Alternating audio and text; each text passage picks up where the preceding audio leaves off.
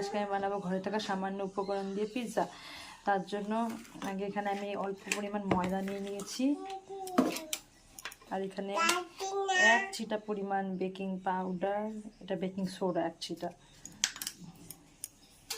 আর তার থেকে অল্প বেশি পরিমাণ বেকিং পাউডার। আর তার সাথে আমার কাছে ইনো ছিল, এই ঘরে ইনোটা অনেক দিন আগের, তাই আমি বেকিং পাউডার বেকিং সোডাটাও দিয়েছি। সেই ইনোটা আমি দিয়ে দেবো, আগের থেকেই খোলা ছিল ইনোটা। এখন সামান্য পরিমাণ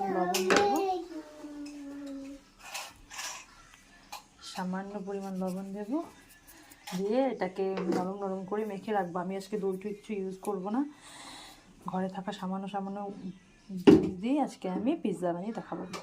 যে আমার নরম করে আটা মাখা হয়ে গেছে, আটা এখন চিপকে চিপকে ধরছে। আমি এতে তেল মেখে মোটামুটি 15 মিনিটের জন্য রেস্টে রেখে দেবো। আমি পিৎজাতে দেওয়ার জন্য অল্প চিকেন